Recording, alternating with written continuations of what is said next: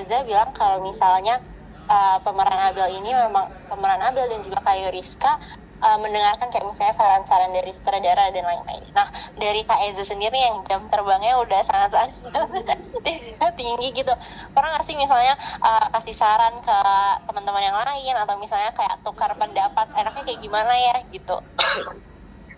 Kita selalu membiasakan sebelum kita shooting, kita reading dulu. Nah, di saat kita reading, misalnya ada improvisasi yang mana yang perlu kita lakukan. Nah, jadi kita udah omongin terlebih dahulu. Jadi kita udah saling tahu satu sama lain. Jadi nggak ada yang bikin ada jam sama sekali gitu. Jadi kita bikin sebuah adegan itu menjadi golden scene setiap adegannya. Jadi kita berusaha untuk bikin seperti itu. Nah, itulah kenapa kita bisa jadi tim yang solid gitu. Terus kenapa kita bisa bikin sebuah adegan itu sesuai dengan ekspektasi kita gitu. Dan itu nyampai. Oke, Kak. Nah, kalau misalnya dari Kak Eza sendiri nih, kan kalau misalnya dilihat-lihat tuh karakternya Zino tuh kayak labil gitu ya, Kak, di sinetron Naik Ranjang ini. Nah, gimana sih Kak Eza sendiri melihat pakai watak terus perannya si karakter dari Gino ini? Oke, Gino ini sebenarnya apa ya? Gino kan memang pacaran sama Tias dari awal, terus memang sudah mau menikah, tapi ternyata tidak disetujui oleh orang tuanya gitu. Terus mungkin hal ini relate di kehidupan orang di luar sana gitu ya, gitu di hubungannya gitu kan. Gitu.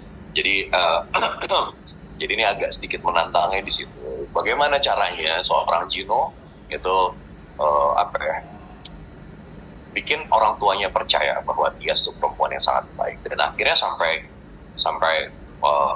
Tias harus menikah dengan Dean gitu, sekarang. Ya, terus sekalipun dia udah menikah dengan orang lain, Gino tetap harus bisa legowo gitu, harus bisa menerima kenyataan gitu. Itu yang beratnya di awal gitu. Dan itu aku benar-benar observasi ya gitu, aku tanya ke orang-orang yang pernah merasakan seperti itu gimana rasanya.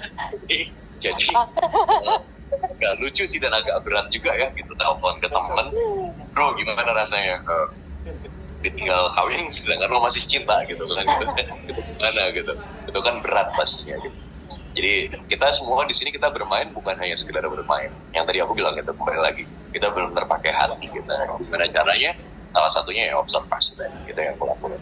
Terus kalau dibilang agak labil, iya mungkin ya, gitu, mungkin ya.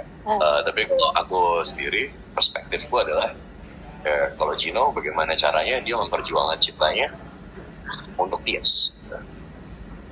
Iya, berarti dari perspektif yang berbeda gitu ya Kak Eza melihatnya. Karena penonton pun juga pasti punya nah ini dia nih yang ditunggu datang. Oke, halo Kak.